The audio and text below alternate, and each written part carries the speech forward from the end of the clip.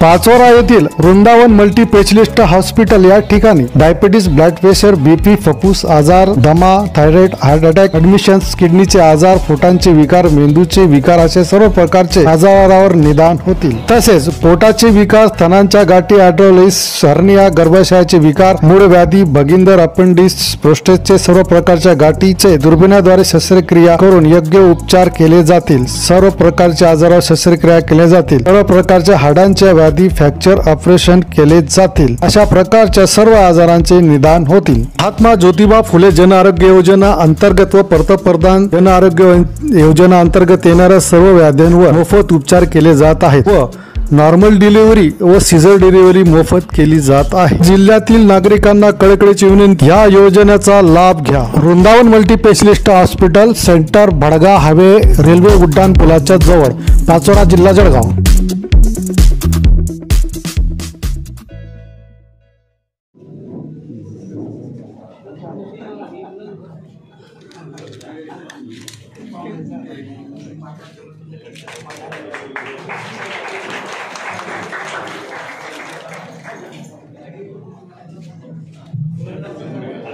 मान्यवरांच्या हस्ते या ठिकाणी दीप प्रज्वलन करून या कार्यक्रमाचे या ठिकाणी उद्घाटन होत आहे।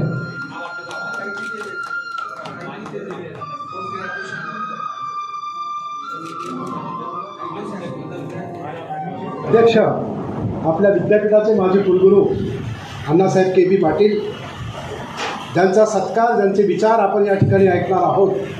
आजचे सत्कार मूर्ती गौरव समारंभाचे ज्याचा गौरव आपण करणार आहोत ते डॉक्टर प्राध्यापक Sharad भाविस्कर, Sanjay Nana Wagh, VT Nana Joshi, Nanasaheb Devde, Vinobaba Jakatdar, doctor B.N. Patil sir, प्राचार्य सर, उपस्थित माजी विद्यार्थी आणि या महाविद्यालयाच्या विद्यार्थी बंधू आणि भगिनींनो, घडला म्हणून ते एवढा मोठा झाला। तो केवळ JNU मध्ये प्राध्यापक आहे म्हणून मोठे पण नाही, ते सुद्धा त्याच्या मानाने खूप लहान आहे, तो त्यापेक्षा खूप मोठा आहे। हे आपल्याला समजून घ्यायचं असेल तर बुरा वाचणं गरजेचं आहे। कारण केवळ तो शिकला, परदेशात जाऊन शिकला, खूप जण शिकतात, आम्ही शिकलो। विपरीत परिस्थितीतली वाटचाल आहे ती आमची पण विपरीत परिस्थितीतली आहे ना, पण तरी त्याच्यामध्ये प्रचंड फरक आहे। त्याने जी वाटचाल केलेली आहे त्या वाटचालीचं जर आपण नीटपणे आकलन करून घ्यायचं असेल तर मग आपल्याला कळतं की हे शक्य आहे, पण तो मार्ग चोखा झाला पाहिजे। आपल्याकडे साधारणतः मोठ्या घरातली किंवा सुशिक्षित घरातल्या मुलांना काय गोल सेटिंग असतं, त्याला डॉक्टर व्हायचं आहे, त्याला इंजिनियर व्हायचं आहे, त्याला IAS व्हायचं आहे, त्याला प्राध्यापक व्हायचं आहे, आणि त्या होण्यासाठी जे जे काही लागतं तेवढं करतो आपण आणि मग काय व्हायचं ते होतं। तसे शरदला त्याने कोण व्हायचं हे कधी कोणी सांगितलं नाही। आई फक्त म्हणायची खूप शिक आणि मोठा हो। खलीलदादांनी उल्लेख केला शरदच्या पुस्तकामध्ये, आईचं बोलणं ते ऐराणीतलं ते बोलणं त्याला केवळ सुरुवातीच्याच टप्प्यात नाही तर तो युरोपात शिकत असताना सुद्धा ज्यावेळेला काही मनासारखं घडलं नाही, कुठेतरी निराशा आली, तरी मग त्या आईचं बोलणं आठवून तो पुढे वाटचाल करत राहिला। पाचोरा तालुका सहकारी शिक्षण संस्था संचलित श्री सेठ मुरलीधरजी मानसिंगका साहित्य विज्ञान व वाणिज्य महाविद्यालय पाचोरा, जिल्हा जळगाव, माजी विद्यार्थी संघ, सन्मानपत्र माननीय प्राध्यापक डॉक्टर शरद भाविस्कर, JNU नवी दिल्ली महोदय। पाचोरा तालुका सहकारी शिक्षण संस्था संचलित श्री सेठ मुरलीधरजी मानसिंगका साहित्य विज्ञान व वाणिज्य महाविद्यालय पाचोरा, जिल्हा जळगाव या महाविद्यालयाच्या माजी विद्यार्थी संघाच्या वतीने आपले हार्दिक अभिनंदन। आपण धुळेजवळील रावेर या छोट्याशा आणि ऐराणी पट्ट्यातील खेड्यात राहून मोठ्या कष्टमय परिस्थितीत शिक्षण घेत असल्यामुळे आपण 10वी नापास झाला। आपण दगडाच्या खाणीत आणि क्रेन सर्व्हिसवर तसेच रोजंदारी आणि महिन्याच्या तुटपुंज्या मजुरीवर हाताला मिळेल ते काम केलं। आपण अगदी नांगरटी, वखरटी, पेरणी, निंदणी, कोळपणी आणि खुरपणी अशी कोरडवाहू शेतातलीही कामं केली। परिस्थिती प्रतिकूल असली तरी आपल्या मनात शिक्षणाविषयीचा दिवा हा तेवत ठेवला। हे आपलं जग नाही, आपला जन्म हे करण्यासाठी झालेला नाही हे आपण जाणलं आणि ते वर्तुळ भेदण्याचा आपण जीवाच्या आकांताने प्रयत्न केला। आपण भुरा या टोपण नावाने ओळखले जात होता. 10वीत नापास झाल्याचे शल्य आपणास इतकं टोचलं की आपण 12वीसाठी अध्याशासारखा अभ्यास केला. प्रसिद्ध गणितज्ञ, उत्तम प्रशासक, माननीय कुलगुरू प्राध्यापक डॉक्टर के.बी. अण्णा पाटील हे प्राचार्य असलेल्या धुळे येथील जय हिंद महाविद्यालयात प्रवेश मिळवून आपण पदवी मिळवली. धुळ्याच्या बाहेर नाही तर महाराष्ट्राबाहेर पडण्याचे स्वप्न आपण पाहिलं. आपण त्यात यशस्वी झाला. थेट लखनौ, तिथं कुठलाही क्लास न लावता मेहनतीच्या जोरावर इंग्रजी आणि फ्रेंच भाषा अवगत केली. आपला हा शैक्षणिक प्रवास स्वप्नवत आहे. अशा गोष्टी होऊ शकत नाही असे वाटणाऱ्यांसाठी होऊ शकतं हे उत्तर आपल्या प्रचंड मेहनतीच्या प्रवासातून आपण मिळवलं. लखनौ, दिल्ली, नंतर आपण 7 समुद्रापार फ्रान्स, इटली, इंग्लंड या देशातून पदव्युत्तर शिक्षण घेतलं. त्यानंतर PhD पदवी प्राप्त केली. सध्या आपण JNU नवी दिल्ली या विद्यापीठात फ्रेंच तत्त्वज्ञानाचे प्रमुख प्राध्यापक म्हणून कार्यरत आहात. आपला हा प्रवास केवळ अद्भुत आहे. जो प्रवास आपण भुरा या आत्मकथनातून पानोपानी पेरलेला आहे. आम्हाला आपण खानदेशचे सुपुत्र असल्याचा सार्थ अभिमान आहे. म्हणून आपणास हे सन्मानपत्र समारंभाच्या माध्यमातून मनपूर्वक आणि आनंददायी वातावरणात प्रदान करीत आहोत. माननीय भाऊसाहेब दिलीपजी वाघ, माननीय नानासाहेब संजयजी वाघ, माननीय दादासाहेब ॲडव्होकेट महेशजी देशमुख, माननीय नानासाहेब VT जोशी, माननीय नानासाहेब सुरेशजी धेवरे, महाविद्यालयाचे प्राचार्य डॉक्टर वले आणि प्राध्यापक JD गोपाळ आणि या माजी विद्यार्थी संघाचे अध्यक्ष माननीय दादासाहेब खलीलजी देशमुख. धन्यवाद. उपस्थित सर्व नानासाहेब VT जोशी, दादासाहेब खलील देशमुख, नानासाहेब देवरे या मान्यवरांच्या हस्ते पाचोरा तालुका सहकारी शिक्षण संस्था MM महाविद्यालय आणि माजी विद्यार्थी संघाच्या वतीने प्राध्यापक डॉक्टर शरद बाविस्कर यांचा या ठिकाणी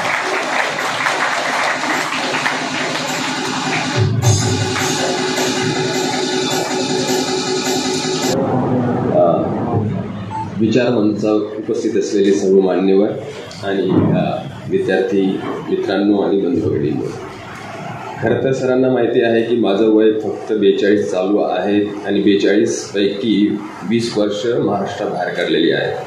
म्हणजे 20 वर्षाचा तो संपर्क नव्हता मराठीशी आणि माझं शिकवणं फ्रेंच भाषेत चालत असतं. जे इतर माझे प्राध्यापक मित्र आहेत त्यांच्याशी इंग्लिशमध्ये बोलतो आणि पत्नी पंजाबी आहे. मराठीचा तो सराव नाही, मग ती सहजता कधी कधी येत नसते. पण आयराणीचा सराव पण आहे आणि सहजता पण आहे. तर हे पुस्तक 20 वर्ष लांब गेल्यानंतर अशा जीवनाविषयी लिहिलेलं आहे जे 20 वर्षापूर्वीचं जीवन आहे. कारण भुराचं जे विश्व आहे ते 98पर्यंत 99पर्यंतचं आहे. त्याच्यानंतरचं जो 99चं जे वर्ष आहे ते वर्ष माझ्या दृष्टीने सुटकेचं वर्ष आहे. म्हणजे नरकातून सुटका होते असं मला वाटतं. आणि ती सुटका काही भ्रष्टाचार करून केलेली नाही मी. ती सुटका काही कोणाची गुलामगिरी करून केलेली नाही. ती सुटका शिक्षणाच्या मार्गाने जो मार्ग शाहू फुले आंबेडकर यांच्या विचारसरणीने आपल्याला दिलेला आहे. त्या सुटकेसाठी प्रयत्न करावे लागतात, कष्ट घ्यावे लागतात. शॉर्टकट्स नसतात. शॉर्टकटवाले जे असतात ते जास्त लांब जात नाही आणि इतिहासात त्यांचा कुठे खानाखुणा पण उरत नसतात. ठीक आहे, आखूड विचारांमुळे आखूड स्वार्थ होत असतो. पण ज्यांना आणि जे लांब पल्ल्याचा विचार करतात त्यांच्या डोक्यात सेलिब्रिटी वगैरे शब्दांना अर्थ उरत नाही. आहे ना नंदुजी? म्हणजे भुरा लिहिण्या अगोदर सेलिब्रिटी नव्हते म्हणे आणि भुरा झाल्यानंतर सेलिब्रिटी वाटतात म्हणे. तत्वज्ञानाचा जो अभ्यास करतो आणि शिकवतो हे सेलिब्रिटी वगैरे शब्दांना अर्थ सुरत नाही आम्हाला. मग ते आम्ही पॅरिसमध्ये असू द्या किंवा पाचोऱ्यामध्ये असू द्या, आमचा एकच स्वभाव असतो. आणि जे सेलिब्रिटी असतात ते वेगळ्याच मानसिकतेत असतात. ती कुठल्याही सेलिब्रिटी जी मानसिकता असते ती असुरक्षिततेपोटी येते ती. आणि तत्वज्ञानाचा अभ्यास जे करतात त्यांना कसली असुरक्षितता ही मानसिकता असते. तुम्ही आर्थिकदृष्ट्या, राजकीयदृष्ट्या, सामाजिकदृष्ट्या कितीही संपन्न असाल पण जी सायकोलॉजिकल स्ट्रेंथ जी येते ती ज्ञानाने येत असते, ती शिक्षणाने येत असते. म्हणून ज्याने सगळ्या गोष्टींसोबत शिक्षणाची सांगड घातली तर तो वेगळं व्यक्तिमत्व असतं. जे सगळे पैलू महत्वाचे आहेत. राजकारण महत्वाचं आहे, समाजकारण महत्वाचं आहे, अर्थकारण महत्वाचं आहे, पण सगळ्यात महत्वाचं आहे की तुमची वैचारिक जडणघडणसोबत जे सगळ्या गोष्टी करतात ते उठून दिसतात. बाकीचे लगेच चेहऱ्यावरती सगळं दिसतं आपल्याला की हे विचार शून्य लोक आहेत. आणि ह्या माझ्या स्पष्ट विचारांमुळे मी चालत गेलेलो आहे. कधी कधी प्रवास अवघड राहिलेला आहे. जर विचार केला, मी जेव्हा म्हणतो की ही पुस्तक माझ्या सुटकेविषयी आहे, सुटका कशातून हा प्रश्न पडतो आपल्याला. मग ते कशातून सुटका मी जेव्हा उत्तर द्यायला सुरुवात करेल तर बऱ्याच लोकांच्या उथळ, विचार शून्य, आस्था वगैरे ते असे चलबिचल होतील आणि होऊ द्या, त्याची काळजी मी करतो. तर गोष्ट अशी आहे, हे पुस्तक मी ह्या वयात लिहिणार असं मला पण माहिती नव्हतं 1.5 वर्षापूर्वी. हा एक अपघात आहे. कारण JNUवरती जे प्रकरण झालं, जो हल्ला झाला, JNUला बदनाम करण्याचं जे सत्र चालवलं गेलं, कोणी चालवलं गेलं, असे लोक ज्यांनी तुम्हाला पटवून दिलं की नोटबंदी चांगली गोष्ट आहे आणि तुमच्या 2000च्या नोटमध्ये GPAची चिप मोदीजींनी टाकलेली आहे, अशा लोकांनी ह्याच न्यूज चॅनलनी विश्वविद्यालय, जवाहरलाल नेहरू विश्वविद्यालय, जिथून निर्मला सीतारामन पासून तर हे आपले परराष्ट्र मंत्री सगळे घडतात, भारतातल्या सर्वोत्कृष्ट ज्ञानाच्या भूमीला बदनाम करणारे हे बुद्धिविरोधी मानसिकता आहे. त्यांच्या विरुद्ध माझी लढाई. आणि त्या लढाईपोटी जेव्हा मी विचार मांडायला सुरुवात केली, 20 वर्ष झालेली मला महाराष्ट्र सोडून आणि मराठी सोडून, एकाच रात्री मला 7,000 फॉलोअर आले होते. 7,000 कुठून? महाराष्ट्रातून. म्हणजे महाराष्ट्र सोडून दिल्लीला जाऊन आता मला किती वर्ष झालेली आहेत, पण मी मराठीत विचार मांडले, एक व्हिडिओ मॅक्स महाराष्ट्राने अपलोड केला आणि एकाच रात्री 7,000 पुरोगामी मुलं मुली मला जॉईन झाले. नाहीतर काय, आपण छटाकभर गाव सोडून नाशिकले जातच, नाशिक करू जातच. अरे तुला का जे मला काय दिल्लीकर व्हायला काही हरकत होती का? 20 वर्षापासून राहतोय, माझं 25 वर्ष अजून माझी सर्व्हिस आहे JNUमध्ये. पण ही जी आपली असुरक्षितता असते ना, आपल्या प्रारंभ बिंदूविषयी आपल्याला कुठेतरी लाज वाटते. आणि हे असे लाज वाटणारे असतात ना, हे जास्त लांब पल्ल्याचा प्रवास करू शकत नाही. माझं ही अवघ्या 2 महिन्यात दुसरी आवृत्ती आलेली आहे. पहिली आवृत्ती जी आहे त्याचा 16 धुळ्यात ठेवला. आमंत्रण तर मुंबई पुण्याहून पण होते मला. मी पण पुणेकर मुंबईकर व्हायला काय हरकत आहे मला. माझा मुद्दा काय आहे, ते त्यांचं स्थान आहे, महत्वाचे शहर आहेत ते आपल्या महाराष्ट्रातील. पुस्तक लिहिण्याच्या अनेक ठिकाणी मला पुस्तकाविषयी बोलावं लागतं. पुस्तकात काय आहे ते तुम्हीच वाचून तुम्हाला कळेल. पण पुस्तकाविषयी लिहितो कारण जेव्हा JNUमध्ये काही आपले मराठी मित्र मला भेटायला येतात, त्यांचा नेहमीचा प्रश्न असतो, तुम्ही मुंबईचे का पुण्याचे? कोणालाच कळत नाही, मी धुळ्याचा पण असू शकतो. कारण जसं JNU बदनाम आहे तसं धुळे किंवा खानदेश बदनाम करून ठेवलेला आहे की या शैक्षणिकदृष्ट्या हा इथं काहीच होणार नाही. ठाकरे सरांसारखे, KV पाटील सरांसारखे, असे कॉम्रेड शरद पाटील सारखे सरांचे एवढे बुद्धिजीवी भूमीने दिलेले आहेत, त्याच्यासाठी काही दृष्ट्या आपण पण जबाबदार आहोत. कारण आपल्यातले थोडेफार हुशार चलाक लोक असतात ना, त्यांना लगेच आपल्या खानदेशी लाज वाटून मुंबईकर कोणी कोण व्हायला घाई असते त्यांना. ज्या प्रत्येक भूमी, मी एक व्हिक्टर ह्युगो नावाचा फ्रेंच तत्वज्ञ आहे, तो म्हणतो की नैसर्गिकदृष्ट्या जसा मूर्खपणा सर्वांची मक्तेदारी आहे, तसं बुद्धी ही सुद्धा सर्वांचीच मक्तेदारी आहे. जे बुद्धी म्हणजे एका शहराची मक्तेदारी, मूर्खपणा एका शहराची मक्तेदारी, असा निसर्गाने भेदभाव केलेला नाहीये. मग आपण का म्हणतो की नाही खानदेशमध्ये थोडी, म्हणून मला प्रश्न पडतो, अरे बाबा नाही, मी धुळ्याचा आहे. मग कसं काय? धुळ्याचा माणूस JNUमध्ये तत्वज्ञानाचा, ते पण फ्रेंच तत्वज्ञानाचा प्रोफेसर, मग त्याला ते शॉर्टकटमध्ये काय कहाणी सांगणार आहे मी की 5 मास्टर्स केलेले आहेत, PhD, तर ते त्याच्यात ते तो इम्प्रेस होऊन जाईल, पण त्याला सत्य कळणार नाही. आणि आपला हेतू काय की इम्प्रेस करायचा नाहीये. आपला हेतू काय, इम्प्रेस करायचं काय असतं की आपण बरेच गोष्टी टाळतो आणि ज्या गोष्टींमुळे लोक इम्प्रेस होतील ते गोष्टी पुढे आणतो. पण माझा हेतू होता की उलगडून दाखवायचं आहे. कारण आपल्या जडणघडणीत वेगवेगळे घटक असतात, वेगवेगळे पैलू असतात, आणि मी ज्या दृष्टिकोनातून विचार करतो तिथं सेल्फ मेड अशी गोष्ट नसते की मी सेल्फ मेड आहे आणि मीच सगळं केलेलं आहे म्हणजे मी महान आहे, असं नसतं. तुमच्या वाटचालीत बऱ्याच गोष्टींचा समावेश असतो, हातभार असतो, कोणाचे प्रेमाचे शब्द, कोणाची मदत, हे सगळे घटक महत्त्वाचे असतात. आपण त्यांना वजा करतो आणि सांगतो की मी कसा ग्रेट आहे. वस्तुनिष्ठ घटक असतात आणि व्यक्तिनिष्ठ घटक असतात. ऑब्जेक्टिव्ह कंडिशन्स काय होतं विद्यार्थ्यांच्या, जर मला जय हिंद सारख्या ऑब्जेक्टिव्ह कंडिशन्स मिळाल्या नसत्या तर मी हे करू शकलो असतो का? नाही करू शकलो असतो. पण आपण काय करतो, जय हिंदच्या ज्या ऑब्जेक्टिव्ह कंडिशन्स आहेत म्हणजे भौतिक सोयी सुविधा ज्या सरांच्या मार्गदर्शनाने त्या काळी दूरदर्शीपणाने त्या काळी निर्माण झालेल्या होत्या, केल्या गेल्या होत्या, त्यांच्याकडे जर दुर्लक्ष केलं तर फक्त मला जर जेईची जी ऑब्जेक्टिव्ह कंडिशन्स आहेत, सुविधा आहेत, इंटरनॅशनल एक्सपोजर आहे ते मिळालं नसतं तर मी युरोपला गेलो असतो का? नाही गेलो असतो. तर पावलोपावली त्या वस्तुनिष्ठ घटक पण महत्त्वाचे की तशी युनिव्हर्सिटी आपल्या भारतात आपण निर्माण करायला पाहिजे. म्हणजे जे व्हॉट्सअप विद्यापीठाचे जे मूर्ख मारुतींना वट्टावर बटीन पत्ता कुठे राहणार आणि बदनाम करी राहतात त्याची संख्या कमी नाही म्हणजे संपावते ते आपण कमी तर करू शकतोस ना आपण. आयरानिमा बी भाषण देत आहेस, आयरानिमा बी सगळ्याला आयरानी समजच काढे. मुद्दा असा आहे की हे पुस्तक सुटकेचं आहे. एक माझी सुटका करून घेतलेली आहे. माझे विचार लोकांना पटत नाही पण मी जो प्रवास केलेला आहे त्याची वाहवा करतात अशी पण एक गर्दी आहे. ठरवून घ्या तुम्हाला वाटतं का माझी सुटका झाली, मग कशी झाली ते पण तुम्ही लक्षात घ्या. मी हे पुस्तक लिहिण्याचा कुठलाही विचार नव्हता.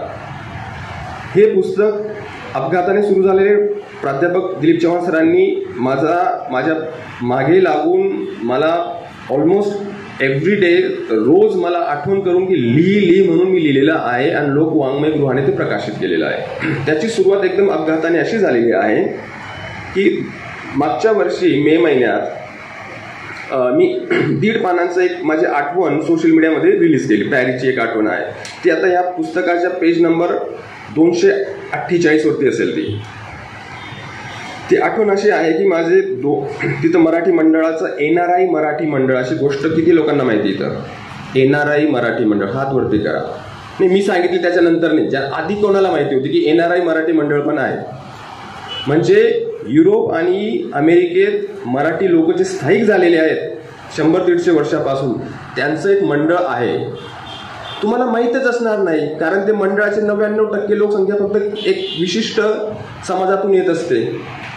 ते युरोप अमेरिकेत शिक्षण घ्यायला जातात, ते कुठल्याही बैठकांमध्ये जात नाही. बैठकांमध्ये जाणारे युरोपमध्ये जात नाही. लक्षात ठेवा, निरीक्षण करा. तिथं मी पॅरिसमध्ये असून सुद्धा मला आमंत्रण नव्हतं.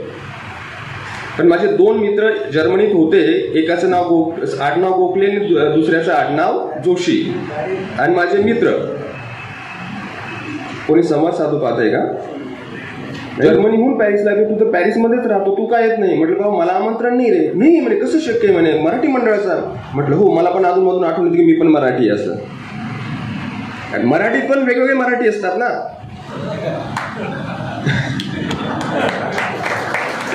तर मग त्यांनी म्हणे नाही आम्ही ऑर्गनायझरला कॉल करतो आणि कसं आहे. मग त्यांनी फोन केला. नाही मग बोलून घ्या ना त्यांना पण.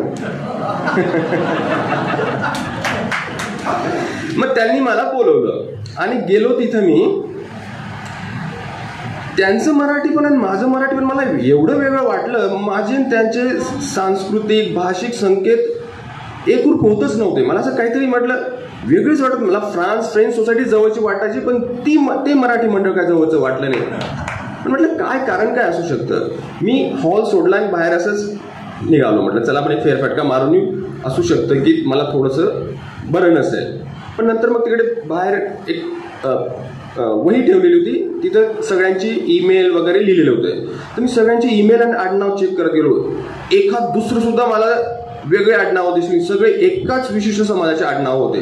पण तेव्हा लक्षात आलं 100-150 वर्षापासून युरोपमध्ये जाऊन अमेरिकेत राहून सेटल होणारे कोण. कारण सेटल होण्यासाठी अभ्यास करावा लागतो. अभ्यास करण्यासाठी आपल्याला वर्कड वेळेची गरज असते. आणि आपला कष्टकरी समाज जो असतो त्याला कष्ट करून शेतात कष्ट करून वर्कड वेळ किती मिळतो 2-3 तास. त्याच्यात पण 1 तास तो स्वाध्यायामध्ये जाऊन बसतो किंवा काही ब्रह्मकुमारी काहीतरी असतात ते तिथे जाऊन बसतात. मग अभ्यास केव्हा करशील रे तू? अभ्यास केव्हा करशील? म्हणजे ही एक चाल आहे. लक्षात ठेवा, जो तुमचा वर्कड वेळ आहे कष्ट करून, आणि तो तर कष्टकरी समाज पण नाही, त्यांच्याकडे 24% वर्कड वेळ आहे. विचार करा. मी शेतकरी कुटुंबातून आलेलो आहे. माझा वर्कड वेळ कमीच असणार आहे. म्हणजे जैनमध्ये असताना सुद्धा माझे 3-4 तास मी कमू आणि शिका योजनेत काम करायचो. पण तो पण वेळ वजा केला तर मग अभ्यास केव्हा करायचा? मी 10वी पर्यंत प्रचंड अंधश्रद्धाळू होतो, नेहमी स्वाध्यायाला जाणारा व्यक्ती होतो. मग तिथं माझे जे मूलभूत प्रश्न आहेत त्याच्याविषयी तर कधीच चर्चा होताना दिसली नाही मला. माझे मूलभूत प्रश्नांविषयी कधीच चर्चा झाली नाही. 10वी नंतर मला लक्षात आलं की जे जे निरर्थक कर्मकांड जीवनात लावून ठेवलेले, ज्याच्यामुळे माझा वरकड वेळ, वरकड संपत्ती वाया जात असेल, मी ते वजा करेन. जरी तुम्हाला दिवसात 10 तास अभ्यास करायचे तर काही जीवनात 36 तास नसतात, दिवसाला 24 तास असतात. कुठून आणणार आहे ते टाइम टेबल? एवढं डिसिप्लिनने बनवलेलं होतं मी. 10वी नंतरचा माझा पेन सर्व्हिस जेव्हा सोडलं मी आणि जैनला आलो, दिवसा 10 ते 12 तास अभ्यास झालाच पाहिजे. मग नंतर मग मध्ये हे सगळे हे बैठक सगळे गायब केले मी, सगळे वजा केले. मग यानं लगीन शेण त्यानं लगीन शेण, तो काय म्हणा बाबाची लगीन राहावं, मी त्यानं विजय त्यानं लगीन. पण मी अभ्यासात म्हणजे मी 3 वर्ष लखनौमध्ये असताना कधी परतलो सुद्धा नाही. याचा काय अर्थ होतो की मी माणूस घाण्या होतो का? माणूस घाण्या राहिलो असतो तर जे लोक मला ओळखत पण नाही ते जीवापाड प्रेम करतात माझ्यावरती. रावसाहेब कसबे सारखे जे आपले मोठे विचारवंत ते फोन करून मला सांगतात, मी रावसाहेब कसबे बोलतोय, मी रंगनाथ पठारे बोलतोय, तुमचं पुस्तक वाचलं आणि प्रकाशकांकडून फोन नंबर घेऊन तुम्हाला फोन करतोय. हे सगळं जे प्रेम मिळतंय ना ते एका प्रामाणिक अभ्यासामुळे मिळतंय. मी कोणाचं असं गुलामगिरीतून नाही आलेलं हे प्रेम. कारण मला माहिती की मला सुटका करून घ्यायची आणि ह्या गोष्टींमध्ये पडलो तर सुटका शक्य नाही. आपण हे जे सांस्कृतिक जे षडयंत्र आहे जोपर्यंत आपल्या लक्षात येत नाही तोपर्यंत हे समाजाचं खच्चीकरण, हा समाज खचलेला असेल आणि हा समाज खचलेला काय, हा अविद्येने खचलेला आहे. महात्मा फुलेंनी किती वर्षापूर्वी सांगून ठेवलेला आहे, नाही येत आपल्या लक्षात. शिक्षणानेच आपला विकास होऊ शकते. बाबासाहेबांनी, शाहू महाराजांनी, कर्मवीर भाऊराव पाटलांनी यांनी सगळ्यांनी किती बिंबवण्याचा प्रयत्न केला, ते विचार किती आपण पाळतो नाही. आणि ज्या लोकांनी हे निरर्थक चालीरीती तुमच्यावरती लादलेल्या आहेत त्या गोष्टींमध्ये ज्या स्त्रिया बसलेल्या असतात त्या बैठकांमध्ये, सगळ्या स्त्रियांचं सामाजिक विश्लेषण करा आणि आडनावांचं विश्लेषण करा, 1-2 सुद्धा त्यांच्या सापडत नाही.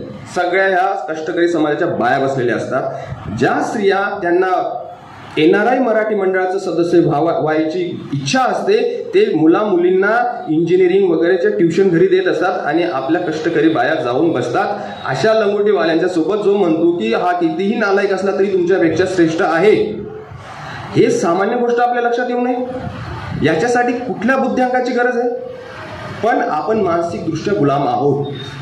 शिक्षण सुटका तेव्हाच आहे जेव्हा आपली मानसिक दृष्ट्या आणि तात्विक दृष्ट्या आपली सुटका होईल. आर्थिक दृष्ट्या किती संपन्न असला, 40 वर्ष जरी त्या विचारधारेत तुम्ही पालखी वाहिली तरी तुम्हाला एकाच सेकंदात ही विचारधारा रस्त्यावरती आणते. 40 वर्ष दिले त्या लोकांनी विचारधारेसाठी, 40 वर्ष. त्यांच्या डोक्यात आलं की हा काही कामाचा नाही होत. ही गोष्ट आपल्या लक्षात येऊ नये. कारण आपल्या खच्चीकरणाची मोठी जबाबदारी आपल्यावरती येते. महात्मा फुले यांनी स्पष्ट केली. पण महात्मा फुले यांचं साहित्य कोण वाचतं? नाही वाचत आपण. डॉक्टर आहा साळुंखे यांची पुस्तकं कोण वाचतं? आपण नाही वाचतो. आपण काय वाचतो? काही जागोजागी यांनी दुकानं लावून ठेवलेली आहेत. याची पूजाचं पुस्तिकात त्याची पूजा. तुम्ही माझा ज्या गोष्टीविषयी लोकांना प्रचंड त्रास झाला होता, सत्यनारायणाविषयी मी लिहिलंय पुस्तकात कुठेतरी, तो छोटासा किस्सा मी तुम्हाला सांगून कळेल की मी सुटका कशी करून घेतलेली आहे आणि आज जे काही आहे ते कशामुळे आहे. जी सायकोलॉजिकल स्ट्रेंथ असेल ती कुठून येते. शारीरिकदृष्ट्या जरी मला भरपूर त्रास असतील पण मानसिकदृष्ट्या मला त्रास नाही येते. मी लग्न फार उशिरा केलं, म्हणजे वयाच्या 35 आणि 36 वयात. त्याचा काही विचार नव्हता. म्हणजे लग्न करणं पण मोठी गोष्ट नसते आणि न करणं पण काही मोठी गोष्ट नसते. दोन्ही गोष्टींमध्ये असं काही झेंडे गाडत नसतो आपण. ठीक आहे, ते लावलेल्या गोष्टीत आपण करायला पाहिजे. पण माझ्या शिक्षणामुळे शक्य होत नव्हतं. थोडा उशिरा लग्न केलं आणि मी सगळे कर्मकांड बाद केले माझ्या जीवनातून. मी फक्त समतावादी, न्यायनिष्ठित जे मला गोष्टी वाटतात, चांगल्या वाटतात, जे आपल्या पूर्ण परंपरेतून आलेल्या आहे, संत तुकाराम महाराज घेऊन असे सगळे जे समतावादी विचार आहेत ते फॉलो करतो मी. जे का रंजले गांजलेले त्यासी म्हणे जो आपुले, तोच खरा साधू ओळखावा, तेथीची देव जाणावा. ही भरपूर आहे आपल्यासाठी. कोणावरती अन्याय होऊ नये हा काय कमी धर्म आहे का? आपल्याकडून कोणाला त्रास होऊ नये हा कमी धर्म आहे का? हे सगळं सोडून काहीतरी चालतं आपलं. तर दिल्लीत झालं माझं लग्न, पण आई म्हणे आपण घरी काहीतरी कार्यक्रम करू, कारण ये म्हणे गावकऱ्यांना पण काहीतरी आपण कार्यक्रम करू. म्हटलं चला करू, काही हरकत नाही. पण मला नाही माहिती काहीतरी वेगळंच करणं. त्यांना माहिती की माझे जडणघडण काय आहे. तर मी आणि माझी पत्नी आम्ही आलो. साकेत रोडला हॉटेलमध्ये राहण्याची व्यवस्था केली होती आणि दुपारी आम्ही पोहोचलो. आम्हाला माहीत नव्हतं की काहीतरी असेल. पाहतो तर आमच्या रावेर गावाच्या सगळ्या स्त्रिया घरात बसलेल्या होत्या. म्हणजे धुळ्यात होता कार्यक्रम. तर पाहिलं तर सत्यनारायणाची पूजा चालू होती. म्हटलं चला ठीक आहे. काही गोष्टी कसं तुम्ही विचार लादत नसतो. ज्याचे त्याचे असतात त्याच्याजवळ असते, श्रद्धा ज्याची त्याची असते. आपण विचार लादायचे नाही. जोपर्यंत त्या समोरच्याला पडत नाही तोपर्यंत लादून काही फायदा नसतो. तर म्हटलं चला आपण दुर्लक्ष करूया असा विचार केला. भावाचं घर आहे, त्याला जे करायचं तो करेल. त्याला जेव्हा कळेल काय चांगलं आहे काय बरोबर त्याला करू द्या. मग घरात शिरलो तर आमच्या गावाची एक वयस्कर मावशी म्हणाली, बुऱ्या भाऊनी तर उशीर कर दिला म्हणे. काही हरकत नाही म्हणे. म्हणता त्यांना पाय पडले आणि प्रसाद दिले म्हणे. मग तवय बुऱ्या भाऊन परिस्थिती सुधारणा याला मी सुटका म्हणत नाही. मी जरी आर्थिकदृष्ट्या वगैरे वेगळं असेल पण मानसिकदृष्ट्या फिलॉसॉफिकली स्पीकिंग तत्वज्ञानाच्या दृष्टिकोनातून मी माझी सुटका करून घेतलेली आहे की वेगळं सुख असतं. ते सुख फार वेगळं असतं. त्याच्यात जरी तुम्ही पुस्तकाच्या सुरुवातीला वाचाल तर मी 2 गोष्टींचा उल्लेख केलेला आहे. एक धाकटी झोप आणि एक मोठी झोप म्हणून. तर इथं कोणी वाचलेलं का पुस्तक? काही माझी अपेक्षा होती. जनरली JNUची प्रथा अशी असते की एखाद्याने पुस्तक लिहिलं त्याने पुस्तकाविषयी जास्त बोलू नये, परिसंवाद घडवून आणावा आणि इतरांनी वाचावं ते पुस्तक आणि तिथून काही जे पैलू आहेत ते आपण चर्चा करावी. हा एक कुठल्याही विद्यापीठाचा किंवा शैक्षणिक कार्यक्रमाचा तो एक संकेत असतो. पण आपल्याकडे म्हणून आपण काही दृष्ट्या आपण जबाबदार आहोत. जेव्हा म्हणतात की खानदेशमध्ये शैक्षणिक वातावरण नाही किंवा अशा गोष्टी होत नाही, कारण आपण अण्णासाहेबांसारखे, ठाकरे सरांसारखे 2-2, 3-3 खलील दादांसारखे 2-2, 3-3 बैठकीत पुस्तके संपवतात. पण आपली तरुणाई फॉरवर्डमध्ये लागलेली. इकडचं टिकटॉक तिकडे कर, काय भेटणार आहे तुम्हाला? व्हिडिओ बनवून काय भेटणार आहे तुम्हाला? हे 5 वर्षात तुम्ही असं बाजूला होऊन जातात. कळतं का तुम्हाला? वेळ हा एवढा महत्वाचा असतो. 15 तर 25 हा जो 10 वर्षाचा सगळ्यात महत्वाचा काळ असतो विद्यार्थ्यांसाठी, सगळ्यात महत्वाचा. तो काळ जरी तुम्ही व्यवस्थित वापरला नाही, मागची येणारी पिढी तुम्हाला विचारत पण नाही. कारण जीवन जे असतं ते नदीच्या प्रवाहासारखं असतं. मागून येणारा तो जीवनाचा जो फोर्स असतो तो तुम्हाला आजूबाजूला बाहेर फेकत असतो. तुम्ही विचार करा, जे 30 वय झालं तर आपल्याकडे आयरनीत म्हणायचं झालं तर खांगाई जातच पोर आहे ना. माझं वय 42 आहे, ठीक आहे. आणि जर शिक्षण क्षेत्रात तुम्ही टिकून राहिलात, शिक्षणाने माणूस जगतो आणि शिक्षणाशिवाय फक्त तगून राहतो. तगून राहणे जगणे हा फरक तत्वज्ञानात फार महत्वाचा आहे. जीवनात फक्त तग धरणं महत्वाचं नसतं, ते मानसिक दृष्ट्या जगणं. म्हणजे त्याच्यामुळे आपण मोठ्या झोपेची पण तयारी चांगल्या रीतीने होत असते. सगळ्यांना भीती असते मोठ्या झोपेची, लक्षात ठेवा. तुम्हाला कळत असेल मोठी झोप म्हणजे काय. रोज ती झोपता ती धाकटी झोप असते, पण मोठी झोप पण येते एकदा. त्या मोठी झोपेची तयारी तत्वज्ञानानेच होते. इकडून तिकडून फालका मारामानीवस ती मोठी झोपेची तो विचार जरी कितीही प्रयत्न केला, रात्री 12 वाजता का असेना तो तुम्हाला छळेल. विचार करा. आणि त्या विचारापासून जरी मुक्ती समाधान पाहिजे असेल. मी 2005 मध्ये आसाराम विषयी टीका करायचो तेव्हा माझं नाही एकदम भारी बाबा आहे तो. अरे जन्म पडेल येतो. मी राम रहीम विषयी पण टीका करायचो, तो बी जन्म पडेल नाही तो तसा होता, खाऊ भारी आहे. अरे दर माझा 3000 वर्षाचा अभ्यास आहे. मी तुम्हाला पावलोपावली असे हे रिन्यू होत असतात. 30 रुपये प्रमाणे पेट्रोल विकणारा बाबा पण तुम्ही डोक्यावरती घेतला होता. तरी पण काय, अरे तुमच्या समोर मी तथ्य मांडतोय. तुमच्या समोर काय मांडतो मी? तथ्य मांडतो. JNU मध्ये हे शिकवलं जातं, म्हणून JNU यांच्या डोळ्यात खुपतं, म्हणून हे JNUला बदनाम करतात. JNUला का बदनाम करतात? तुकडे तुकडे गँग म्हणे. शरद बाविस्कर हा खानदेशचा व्यक्ती, तुकडे तुकडे गँग वाटतं भडव्यांना. राग नाही ना का मला? हे कारण यांच्या विचारसरणीला मी सरळ छेद देतो, म्हणून ते असे ते झी न्यूज वाले यांचा वापर करून आम्हाला बदनाम करतात. पुस्तकात ते आहे 70-80 पानं JNU विषयी आहे. वास्तव काय आहे? तुम्ही तथ्य नाकारतात, तुम्ही तर्क नाकारतात, तुम्ही नैतिकता पण नाकारतात, मग जगतात कशाला?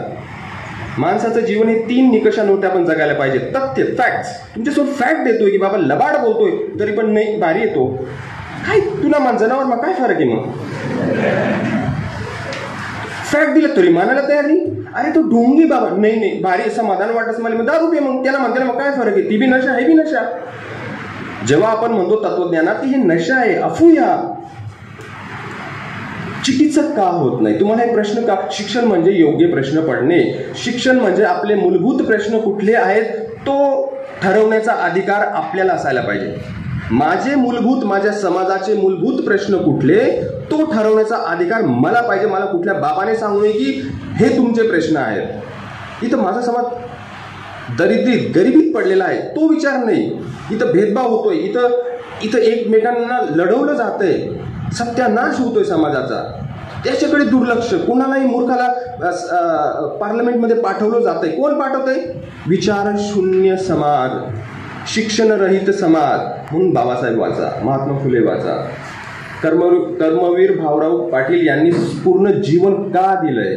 आपले बरेच आहेत असे जे बहुजन समाजातून आलेले ज्यांनी तुम्हाला शिक्षित करण्याचा पुरेपूर प्रयत्न केलेला आहे, पण ते तुम्हाला पाण्यापर्यंत घेऊन जातील. पाणी तर तुम्हाला प्यायचंय ना. तुम्ही पेणार नाही तर मग ठीक आहे, 40 वर्षात तुमचं डिसेंट लाईफ एक्सपेक्टन्सी संपतं तुमचं. म्हणजे वेगवेगळे मृत्यू असतात आपल्याला. एक असतो फिजिकल क्लिनिकल डेथ, जे दवाखान्यात होते ते तर व्हायटल ऑर्गन संपला मग तो मृत्यू आहे. त्या मृत्यूला एवढं महत्व नका देऊ. एक वैचारिक मृत्यू किंवा इंटेलेक्च्युअल डेथ असते की बौद्धिक दृष्ट्या आपण केव्हा मरतो आपल्याला कळतं का? ते फार लवकर मरून जातो आपण.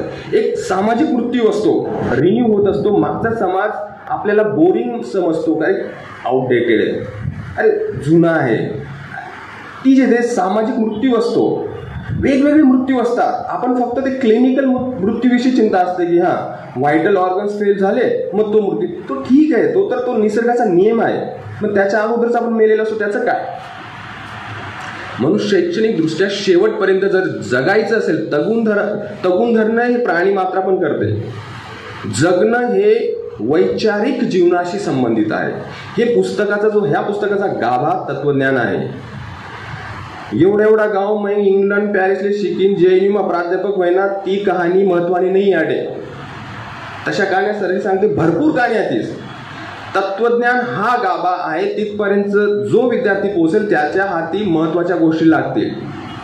ही स्टोरी मला पण जास्त इंटरेस्ट नाही की हां भरपूर जातात छोट्या गावातून, कारण आपला समाज विषमतावादी आहे, शिक्षणापासून वंचित ठेवलेला आहे.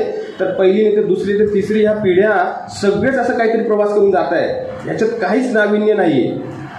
आपल्या बहुसंख्य समाजाला शिक्षणापासून वंचित ठेवले म्हणून इथं बऱ्यापैकी एकतर फर्स्ट जनरेशन असेल, सेकंड जनरेशन असेल किंवा मॅक्सिमम थर्ड जनरेशन असेल, 5व्या पिढीला विचारून पहा त्यांना शिक्षण नव्हतं. म्हणून हा एक स्वाभाविक गोष्ट आहे असा प्रवास करणं.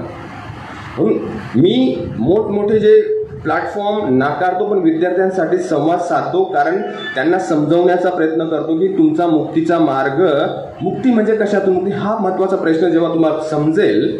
मुक्ती म्हणजे ऐहिक जीवनातून काही पारलौकिक जीवन ते मानत सुद्धा नाही. म्हणून बऱ्याचदा मी डॉक्टर बाबासाहेब आंबेडकर मराठवाडा विद्यापीठाचा जो कार्यक्रम होता, सर म्हणे हे आत्मकथन. पहिली गोष्ट तर आत्मा वगैरे ह्या गोष्टी भानगडीत पडत नाही. हे देहकथन असू शकतं. माझ्या देहाने जे भोगलं त्याचं कथन असू शकतं. म्हणजे भोगणे हा शब्द फार मजेशीर आहे ना मराठीत. भोगणं म्हणजे जॉय पण असतं, भोगणं म्हणजे सफरिंग पण असतं. दुहेरी अर्थ होत असतो भोगण्याचा. तर त्या आठवणी आहेत. आणि कारण ते आत्म्याच्या अवतीभोवती जे येडेचाळे यांनी रचून ठेवलेले आहेत आणि दुकानं मांडून ठेवलेले आहेत ते नाही अपेक्षित आहे मला. ह्याच ऐहिक जीवनात आपल्या समस्या काय, आपले दुःख काय, आपण ते किती प्रमाणात कमी करू शकतो तो विचार महत्वाचा आहे. ते हे सगळं सोडून देतात, म्हणतात की हे सोडा आणि त्याच्या मागे लागा. त्यांचं ऐहिक जीवन फार समृद्ध असतं, लक्षात ठेवा. जे म्हणतात की ऐहिक जीवन निरर्थक आहे, पारलौकिक जीवन सर्व आहे, अशा म्हणणाऱ्यांचं ऐहिक जीवन फार समृद्ध असतं. ते BMW मध्ये राहतात, ते एसीच्या दुकानात एसीच्या घरात राहतात, त्यांच्याकडे करोडोची संपत्ती आहे आणि ते म्हणतात की ह्या जीवनाला महत्व देऊ नका. मग तुम्ही का खितपत पडत नाही, तुम्ही का श्रीमंत आहात? मग हे आपला विरोधाभास कळत नाही आपल्याला. बेसिक गोष्ट तुम्हाला कळते जेव्हा तुम्ही शिक्षणाचा तुम्हाला गंध लागेल आणि ते भरपूर वाचनाने, वाचन संस्कृतीचा अभाव. हे दुर्दैवाची गोष्ट आहे की मी खलील दादांना 50 प्रती आधीच पाठवल्या होत्या अपेक्षा करून की विद्यार्थी वाचून येतील. आपले वाचायला टाइमच नाही. वाचायला टाइम नाही तर असा बी तुम्ही वाचावतच नाहीत. मग वाचा हा शब्द किती महत्वाचा आहे मराठीत. वाचाल तर वाचाल, तुम्ही वाचणार नाही हे लक्षात ठेवा. शिक्षणाचा तुम्ही मार्ग सोडला, तुम्ही वाचणार नाही. अजून 5 वर्ष तुम्ही 10 वर्ष पहा, तुम्हाला कोणीच विचारत नाही. काहीतरी दोन कवडीच्या मुलांना आपल्याला काम करावं लागतं आणि अशा कामापासून मला सुटका करून घ्यायची होती जिथं माझी स्वतःची ओळख होत नव्हती. मला असं काम करायचं आहे जिथं माझ्या स्वतःची ओळख होईल. म्हणून तुम्ही असं स्वतःची जडणघडण का करत नाही की ज्याच्यामुळे तुम्हाला आत्मसन्मान मिळेल. नंतर आत्मसन्मान हा कोणी देत नसतो, तो मिळवावा, तो कमवावा लागतो. म्हणून तुम्ही शिका. मी पाचोऱ्यात जेव्हा खलील दादांनी फोन केला, मला खरंच माहीत नव्हतं खलील दादा कोण आहेत वगैरे. म्हणे मी तुमचं पुस्तक वाचलं म्हणे आणि एवढा भारावलेलं आहे म्हणे, तुमचा कार्यक्रम आयोजित करायचा आहे म्हणे, फक्त आम्हाला तारीख सांगा, कामाला लागतो. या 3-4 वाक्यांमध्ये एवढा उत्साह जाणवला मला, एवढं प्रेम जाणवलं मला, एवढा प्रामाणिकपणा जाणवला मला. म्हटलं हो, मी तुम्हाला तारीख कळवतो एका क्षणात. कारण मला जे वेगवेगळे कार्यक्रमांसाठी बोलवलं जातं ना, मी त्यांची पार्श्वभूमी पण थोडा अभ्यास करून तेव्हाच हो म्हणतो. पण मी कुठलाही विचार केला नाही, हो म्हटलं. कारण कोण कशासाठी वापर करतो, कुठे प्लॅटफॉर्मवरती घेऊन जाते. मी राजकीय तत्वज्ञान शिकवणारा व्यक्ती आहे, ते मला लगेच कळत असतं. म्हणून काही असतात, काही त्यांचा उद्देश काही असतो आणि काहीतरीच ते स्टंटबाजी करतात, काही करतात, मला लक्षात येतं. पण विद्यार्थ्यांसाठी जात असतो मी. म्हणून या पुस्तकात काय आहे तुम्ही स्वतः वाचा. आणि हे पुस्तक का जाते आणि मी मुंबई पुणे न जाता अजून सुद्धा माझा पूर्ण फोकस खानदेशवरती आहे. पहिला कार्यक्रम जो होणार आहे खानदेशच्या बाहेर, म्हणजे तो पुण्यात 2 तारखेला होणार आहे, जिथं रंगनाथ पठारे सर येणार आहेत. तो म्हणजे मराठवाडा विद्यापीठ असं की तिथं माझं विमान तिथून येतो म्हणून विद्यार्थ्यांना ती एक धावती भेट घेतलेली आहे मी. पण खरा कार्यक्रम खानदेशच्या बाहेर याच्यानंतर होणार आहेत. म्हणजे आत्तापर्यंत मी खानदेशलाच प्राधान्य दिलं होतं. काही कारण असेल त्याला. का दिलं? कारण खानदेशविषयी बरेच गैरसमज आहेत लोकांना, ते दूर करायचे होते. जसं जैनीविषयी पण गैरसमज आहेत, ते पण दूर करायचे. पुस्तक वाचा. खानदेशी माझी जन्मभूमी आहे, जैनी माझी कर्मभूमी आहे आणि दोघी माझ्या भूमींविषयी गैरसमज आहेत, त्याच्याविषयी मी काही मांडलेलं आहे. वाचा आणि तुमचे अभिप्राय कळवा आम्हाला. एवढे 2 शब्द बोलून मी ते थांबतो आणि सगळ्यांचे मी मनपूर्वक आभार व्यक्त करतो. धन्यवाद.